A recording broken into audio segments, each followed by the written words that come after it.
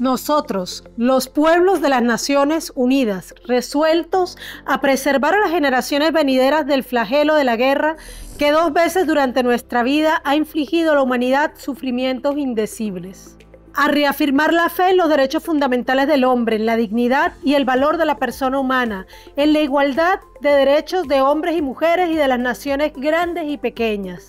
A crear condiciones bajo las cuales puedan mantenerse la justicia y el respeto a las obligaciones emanadas de los tratados y de otras fuentes del derecho internacional.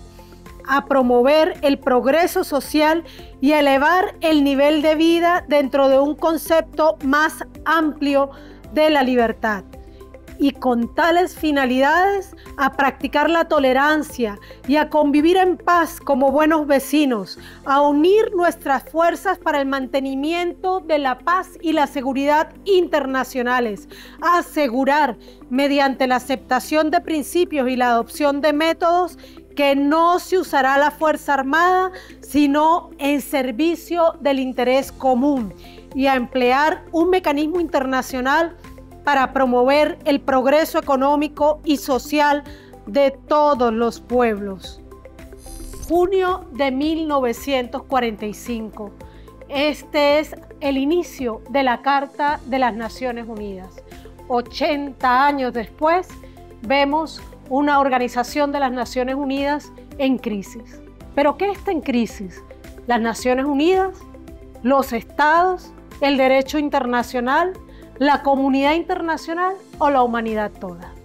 Bienvenidos y bienvenidas a Geopolítica desde aquí. Soy María Fernanda Barreto y en los próximos minutos estaremos conversando sobre geopolítica con una mirada contrahegemónica, una mirada desde aquí, no desde allá.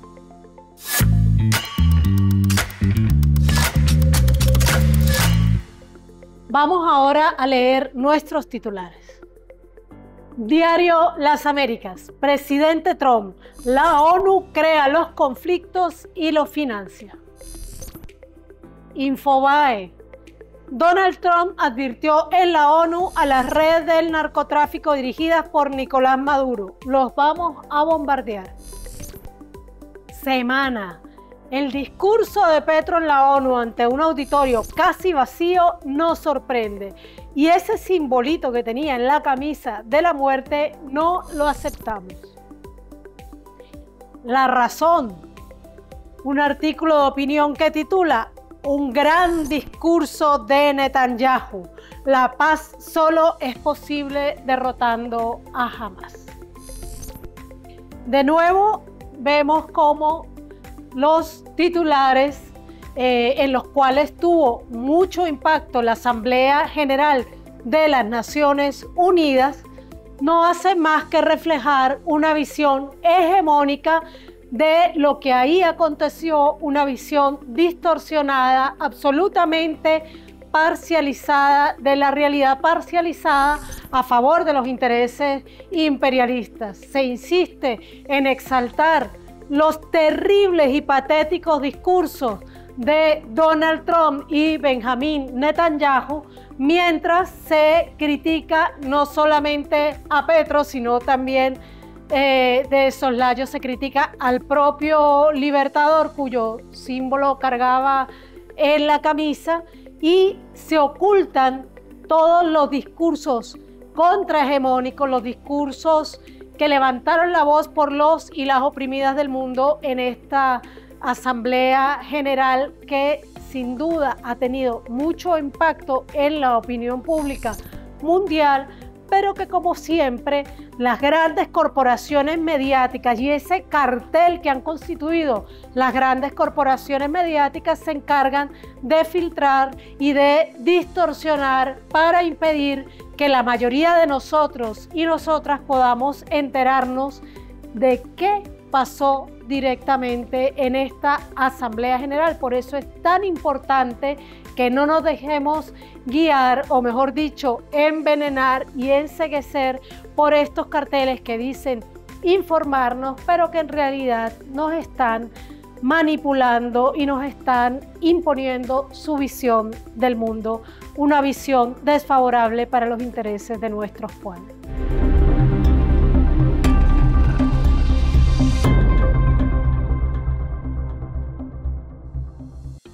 Bueno, ahora vamos con nuestra lectura recomendada.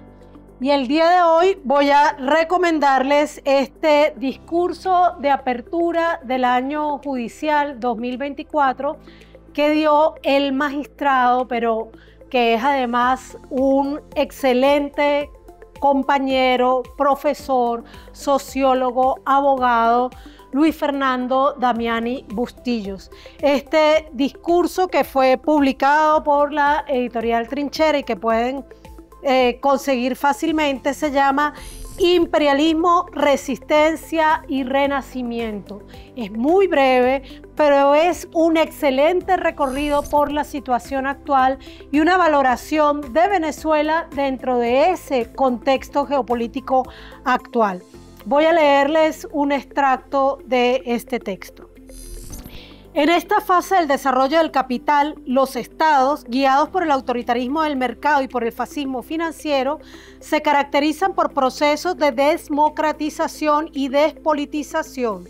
El poder político se debilita, ya no son los parlamentos los que deciden las políticas a seguir, son las instituciones financieras internacionales, instancias no electas democráticamente, las que fijan las políticas nacionales. Es esta la forma como el despotismo del mercado pretende gobernar y disciplinar también a nuestro país. Sus objetivos inmediatos son el control de nuestro territorio, de nuestra población y de todas nuestras instituciones. Reapoderarse del poder estatal es para los Estados Unidos absolutamente primordial.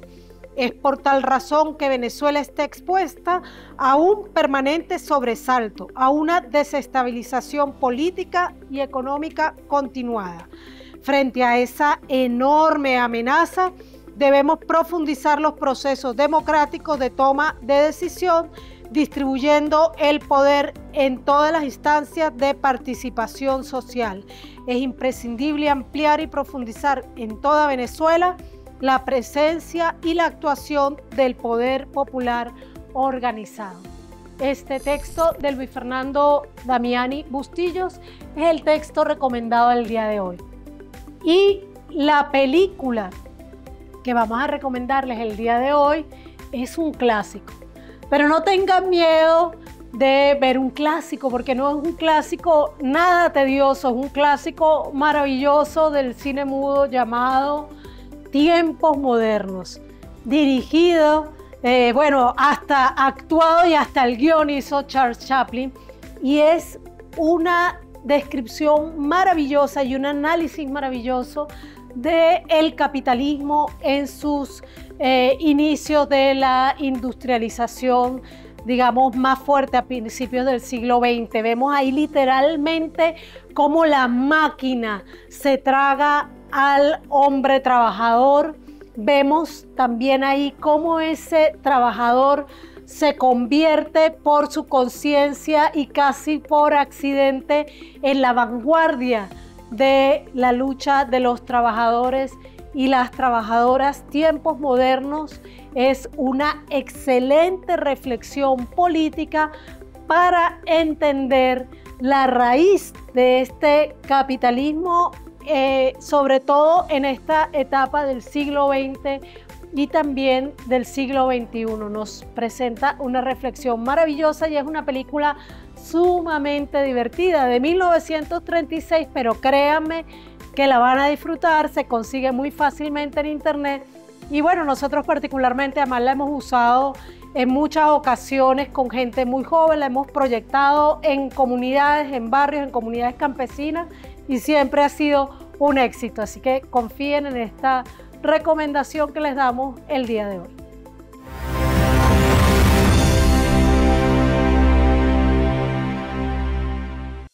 Iniciamos ahora con nuestro mapa.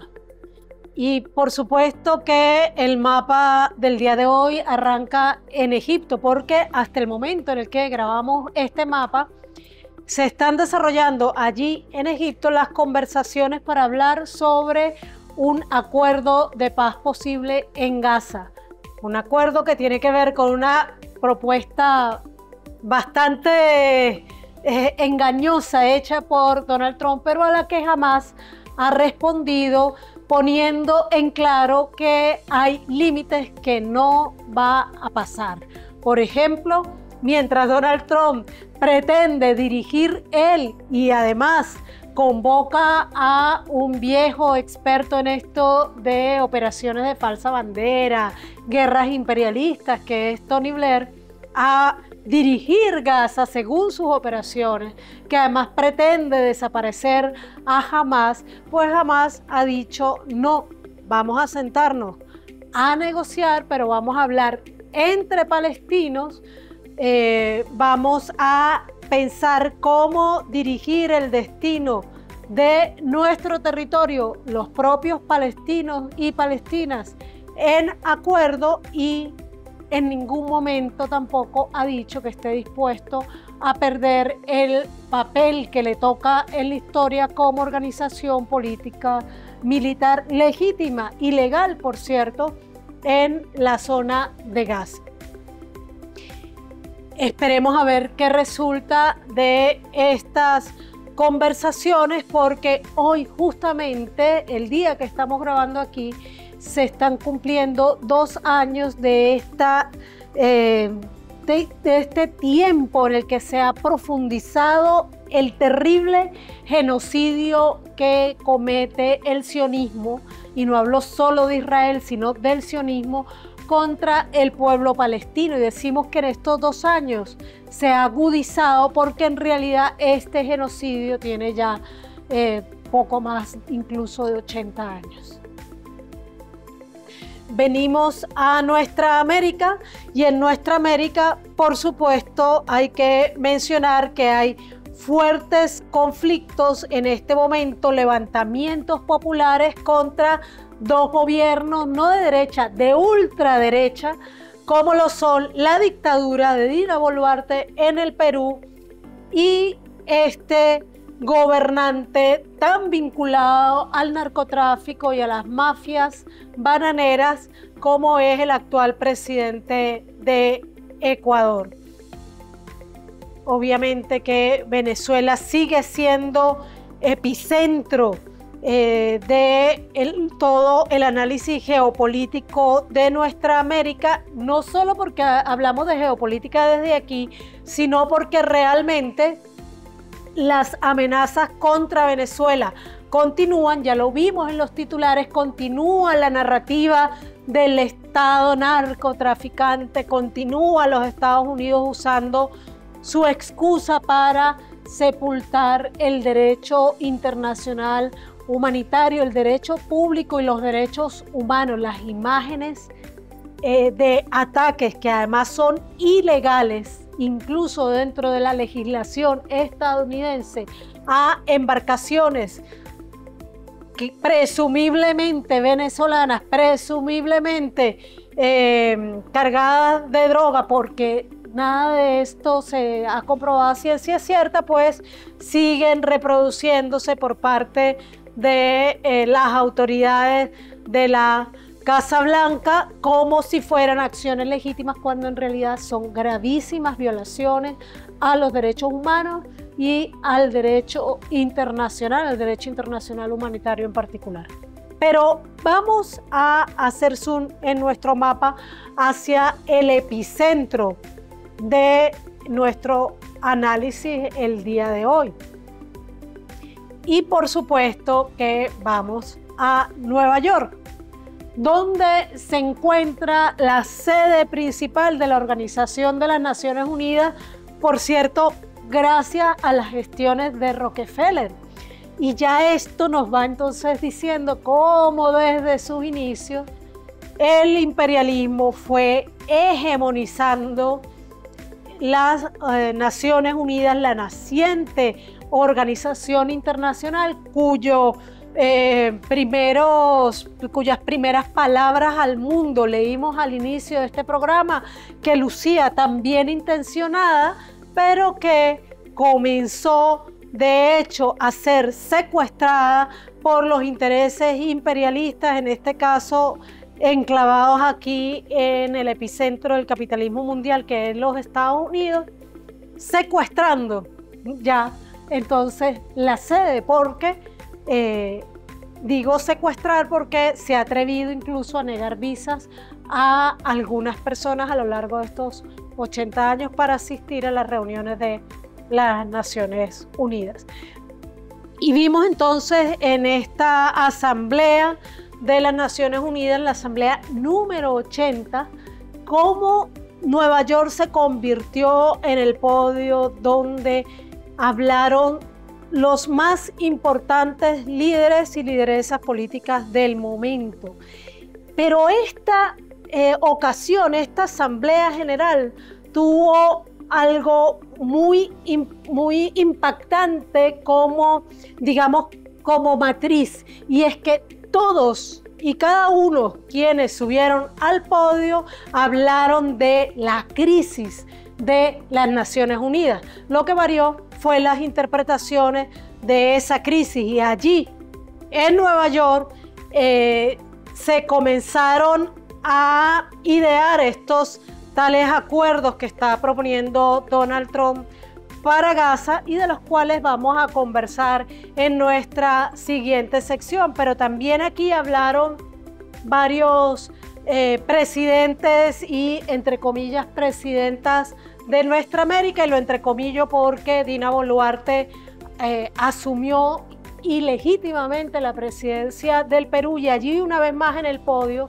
volvió a referirse a los manifestantes que salieron a protestar cuando ella ilegítimamente asumió la presidencia, y volvió descaradamente a calificarlos como terroristas.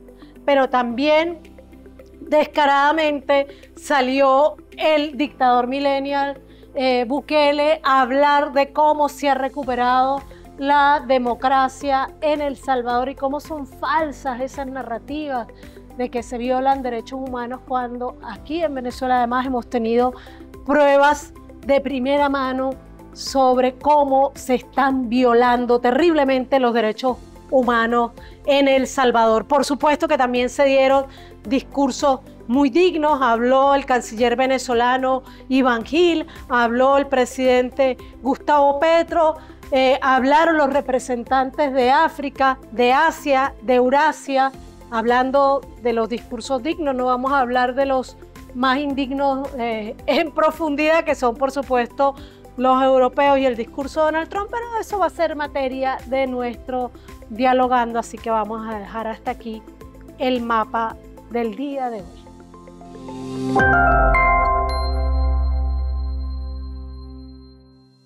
Bueno, para iniciar este breve análisis o comentario de lo que ha sucedido en la Asamblea General de las Naciones Unidas, para profundizar el tema que nos hemos planteado el día de hoy sobre la crisis de Naciones Unidas, o la crisis del derecho internacional, o la crisis de la humanidad, vamos a escuchar este corto análisis, pero muy contundente, que nos hace el periodista Mirko Casales en una edición de su programa Ahí les va, a propósito de esta Asamblea General.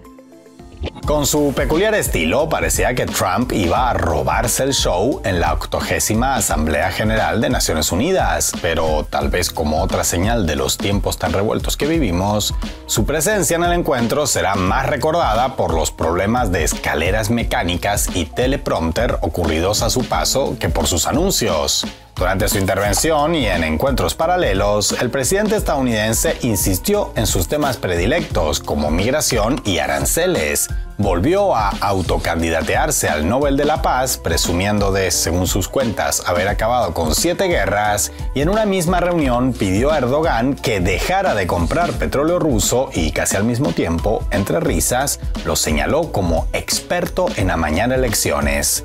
Excelente estrategia, Donald. En su línea de hacer declaraciones provocativas para copar titulares, el mandatario afirmó también que Ucrania estaba en capacidad de regresar a las fronteras de 1991 por la vía militar, y en un, imaginamos que involuntario, homenaje a Mao Zedong, aseveró que Rusia era un tigre de papel, aunque al día siguiente matizó que no quiso decir eso. En fin, es Trump, ¿qué puedo decirles? A Zelensky, por su parte, le entusiasmó el cambio de discurso de la Casa Blanca, pero ya alguien se encargará de explicarle que todo apunta a que lo que Trump quiso decir es que se desentiende de la guerra, limitándose a venderle armamento a la Unión Europea para que ésta se lo entregue a Ucrania. Es decir, del "te apoyo todo lo que necesites" de 2022, parece que pasamos al "te vendo todo lo que necesites", un matiz nada menor para un Estado que vive exclusivamente del dinero ajeno. Otro muy feliz con el trato que le dio Trump en estos días, aunque en el fondo no debería estarlo tanto, fue el presidente argentino. Javier Milei presumió de foto junto a su homólogo y hasta del posteo impreso que le regaló este. Pero la realidad es que en estos momentos el libertario en apuros necesita más dinero que impacto en redes. Y no olvidamos que el presidente estadounidense fue millonario antes que presidente. Así, para obtener el swap estadounidense que le permita evitar el hundimiento del peso ante el dólar y hacerlo antes de las elecciones legislativas de finales de octubre, el jefe de Estado que odia a los estados tendrá que ceder ante las exigencias y condiciones de la Casa Blanca, que son directamente proporcionales a la desesperación que muestre el visitante de turno. Quien no fue a Naciones Unidas a rendir mucha pleitesía que digamos al presidente estadounidense fue su par colombiano. Gustavo Petro, a quien, todo hay que decirlo, la presidencia de Trump le ha sentado muy bien, aprovechó para hacer una serie de señalamientos y propuestas radicales, en el mejor sentido de la palabra, que coparon los titulares. En especial las relativas al genocidio israelí en Gaza y a una serie de verdades incómodas sobre el narcotráfico internacional. La mayoría de los narcotraficantes son rubios y de ojos azules y guardan sus enormes fortunas en los bancos más grandes del mundo y no viven en Bogotá, ni en Caracas, ni en el Caribe, ni en Gaza, sino que viven en Miami y son vecinos del presidente de los Estados Unidos. Y viven en Nueva York, y en París, y Madrid, y en Dubái. Viven donde hay lujo, no pobreza. Pero los misiles los tiran donde hay pobreza y no donde hay lujo. No hay raza superior, señores. No hay pueblo elegido de Dios. No lo es ni Estados Unidos ni Israel. Hay que liberar a Palestina.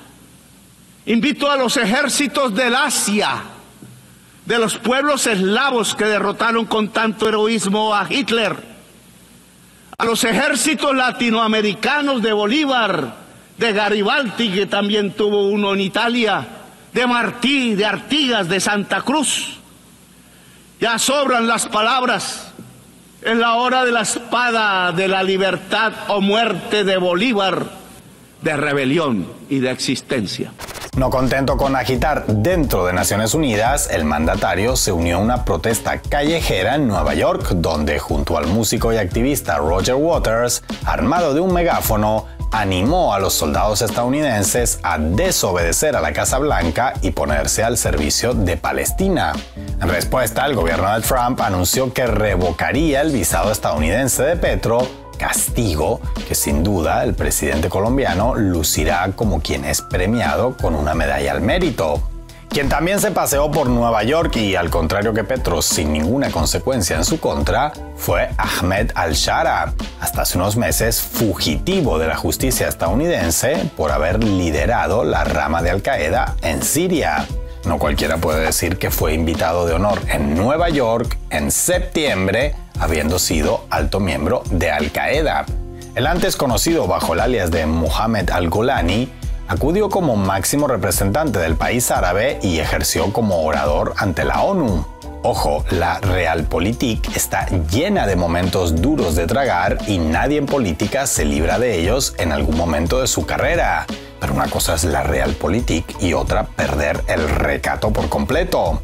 Porque al-Shara, al-Golani, al-Armani o como se haga llamar ahora el trajeado yihadista democrático, fue recibido de forma efusiva y entusiasta por todos y cada uno de los líderes del primer mundo, que en lugar de, al menos para disimular, expresarle sus dudas sobre si sería capaz de contar votos con la misma eficacia con la que contaba cabezas en sus tiempos de Al-Qaeda, se deshicieron en alabanzas por su desempeño en un cargo para el que no solo no fue electo por nadie, sino en el que hubo más voz y voto en Ankara y Tel Aviv que en Damasco.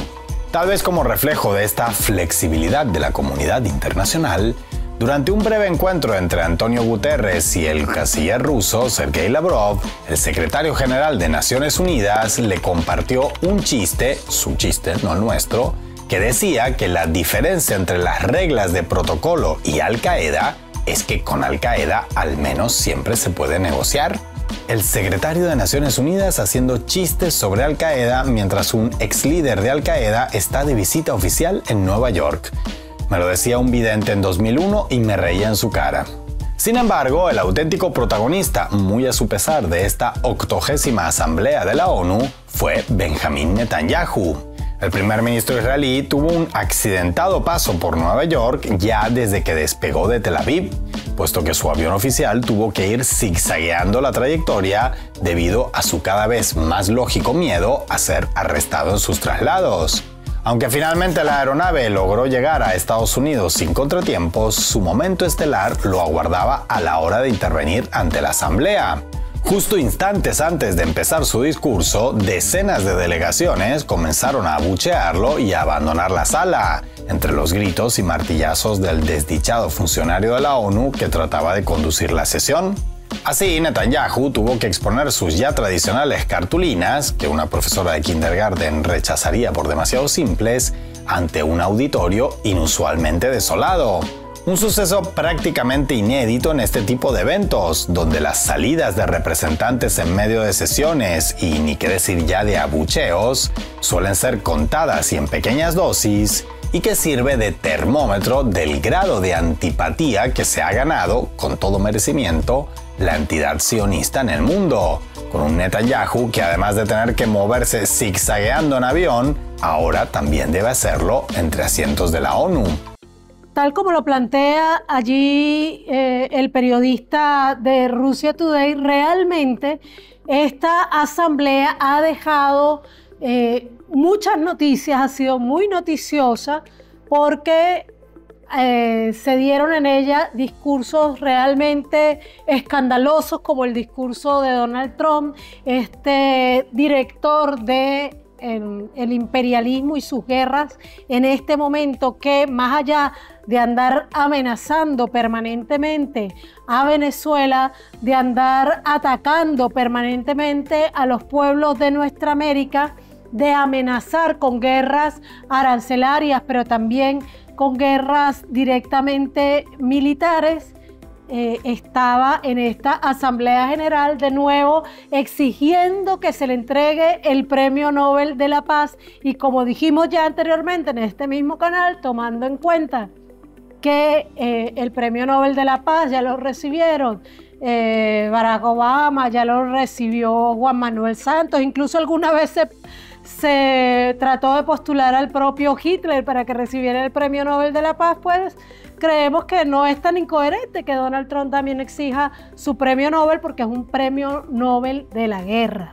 Y este Donald Trump, que estaba ahí burlándose de la Asamblea General de las Naciones Unidas, diciendo que él era un gran gestor de paz, que había logrado acabar con 7 guerras y que las Naciones Unidas no le había ayudado para nada, burlándose del mal estado de las escaleras mecánicas y de las fallas del teleprompter, etcétera. Era un discurso realmente irrespetuoso, no solamente con este organismo, sino con toda la humanidad. Pero además de eso, también se dieron discursos críticos desde el enfoque de la derecha, donde se presentaba, como también lo hizo él, a la Organización de Naciones Unidas como si fuera un organismo de izquierda, injerencista, que no les permitía actuar libremente. Ese fue más o menos el tono de aquel que dice que defiende la libertad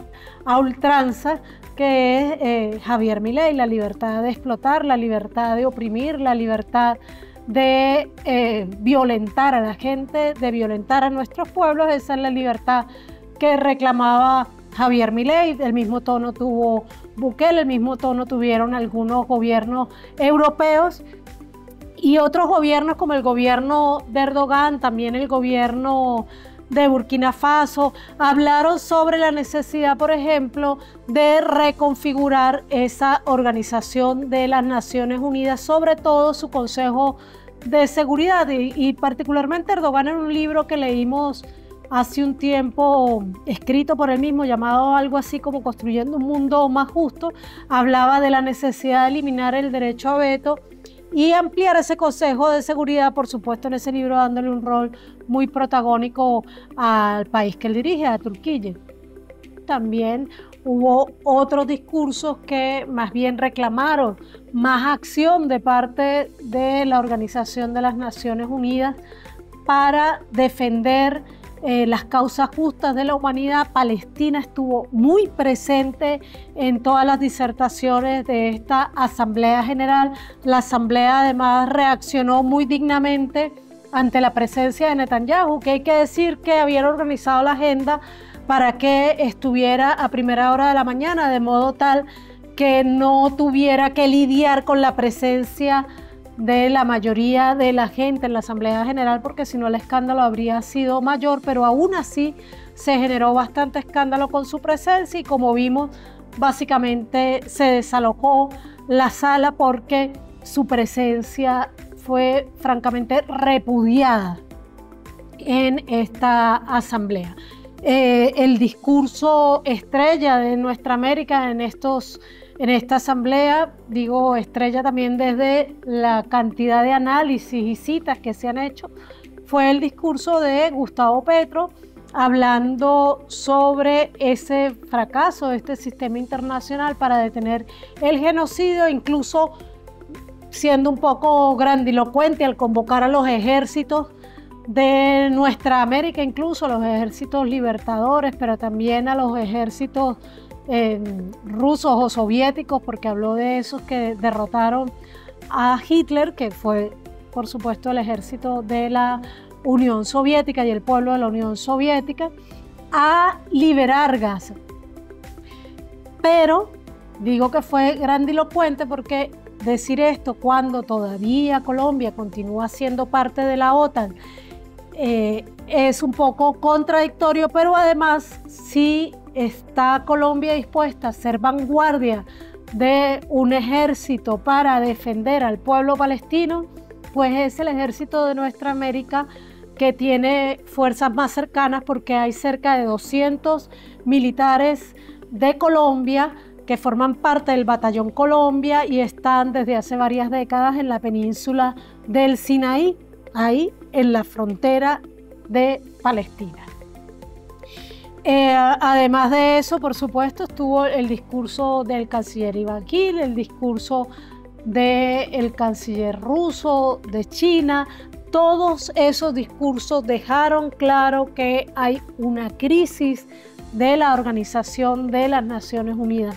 La gran mayoría de los discursos que vimos hacían alusión a esta crisis, solo variaban en el modo de resolverla. Venezuela ha impulsado desde el año 2021 la formación de esta organización de amigos de la Carta de las Naciones Unidas, carta que les leímos al principio como un modo de apuntar hacia la reconstrucción de esta organización con una visión mucho más justa y más, digamos, cercana a la búsqueda de la paz que establece la diplomacia bolivariana de paz. Sin embargo, sabiendo cómo nace esta organización, sabiendo cómo se funda el derecho mismo y el derecho internacional público mismo, pues uno siempre tiene sus dudas sobre si, más allá de la crisis de las Naciones Unidas, realmente el derecho internacional, como lo tenemos construido actualmente, sea un derecho que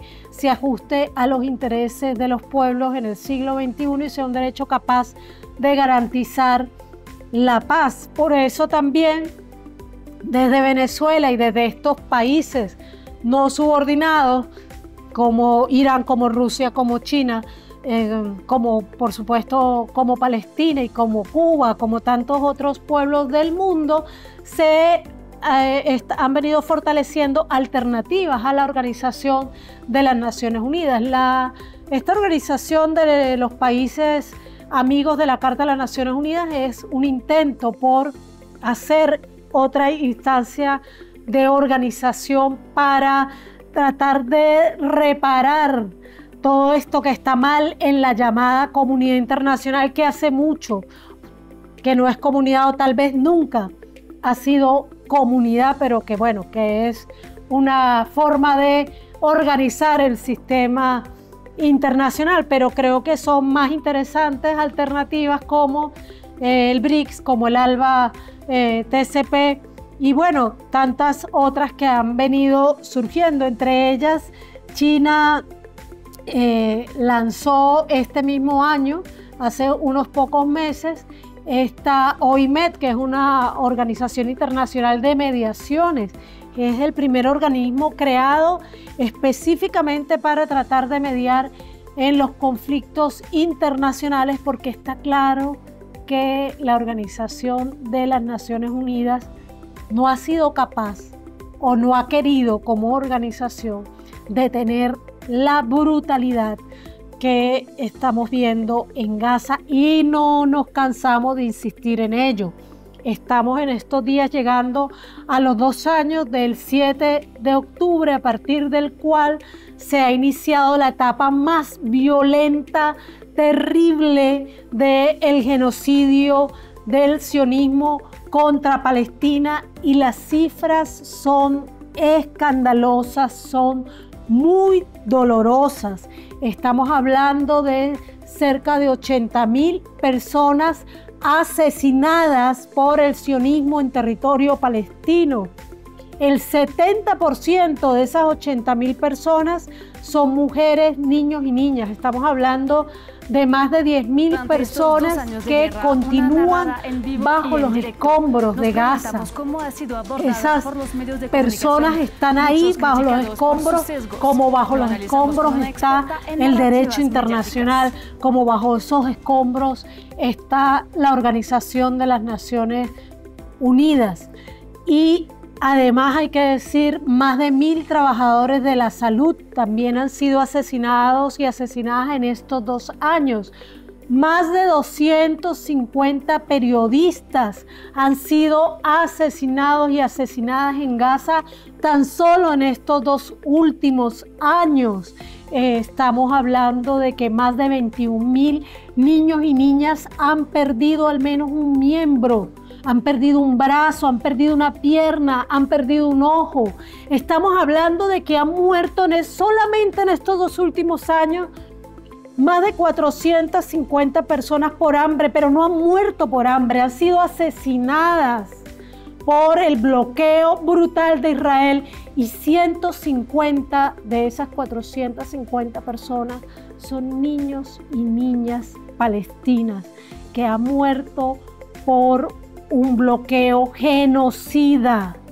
Y cuando la Organización de las Naciones Unidas no ha sido capaz de detener este genocidio, cuando esa llamada comunidad internacional no es comunidad y no sale a detener este genocidio, cuando todos los sistemas de seguridad que ha desarrollado esta Organización de las Naciones Unidas no han sido capaces de ponerse frente a las balas sionistas para salvar a los niños y las niñas, cuando los sionistas no han tenido temor, además, de asesinar a los trabajadores de la Organización de las Naciones Unidas, que sí se han atrevido a ponerse al frente, cuando han detenido a todas las flotillas, sobre todo esta última gran flotilla que llegó para tratar de llevar alimentos, y no solamente han detenido a sus miembros, entre los cuales, por cierto, había varias personas de nuestra América, sino que además los han torturado al detenerles y los han humillado.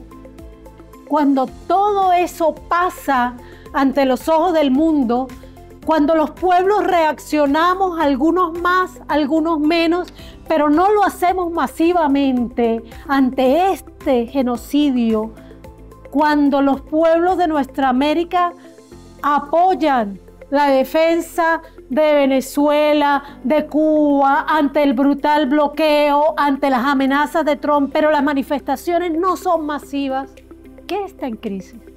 Está en crisis la Organización de las Naciones Unidas, Está en crisis el derecho internacional público, el derecho internacional humanitario, el derecho internacional de los derechos humanos, o está en crisis la humanidad entera. ¿Y qué debemos hacer ante esta crisis de la humanidad? Pues los momentos de crisis tenemos que verlos como momentos en los cuales lo viejo que no ha terminado de morir debe terminar de morir para que lo nuevo que no ha terminado de nacer pues definitivamente nazca. Digo esto citando de nuevo aquí a Antonio Gramsci. Realmente estamos en un momento muy grave para la humanidad, pero que también puede ser un momento cumbre para ese cambio histórico que los pueblos del mundo requerimos, ese cambio histórico que es la única posibilidad de vida para la humanidad, pero también para el ecosistema. Creo que esta última Asamblea General, luego de 80 años de aquellas hermosas intenciones planteadas en la Carta de las Naciones Unidas, secuestradas, como ya les dijimos, de inmediato por los intereses occidentales, por los intereses imperialistas, estos tiempos son más que nunca tiempos como los que caracterizó Rosa Luxemburgo en el contexto de la Primera Guerra Mundial. Son tiempos de socialismo o barbarie. Son tiempos de vida o muerte, como también lo dijo nuestro libertador Simón Bolívar, como lo dijo Chávez, como lo dijo Fidel, en esos discursos maravillosos que también tuvieron lugar en la Organización de Naciones Unidas. Chávez, Fidel, Tomás Sankara, tantos otros y otras que han construido su historia levantándose contra la injusticia. Aprovechemos pues entonces estos momentos de crisis para levantar nuestra voz, para construir nuestra historia y demos de una vez un paso al frente para defender los intereses de los pueblos. Hoy más que nunca es la humanidad toda la que requiere que demos un paso al frente y nos planteemos una nueva forma de relacionarnos, un nuevo modo para convivir entre nosotros y nosotras y también para convivir con el resto de la vida que nos rodea. Un fuerte abrazo para todos y todas los que nos acompañan en cada programa de Geopolítica desde aquí. Un fuerte abrazo de todo el equipo, el gran equipo que hace este programa y esperamos siempre leer sus comentarios en nuestras redes sociales, pero también aquí en este correo electrónico donde esperamos siempre sus críticas, sus ideas, sus aportes, también sus propuestas para nuevos temas y bueno, aquí estaremos siempre llevándoles una visión contrahegemónica de la geopolítica, porque recuerden que es geopolítica desde aquí, no es geopolítica desde allá.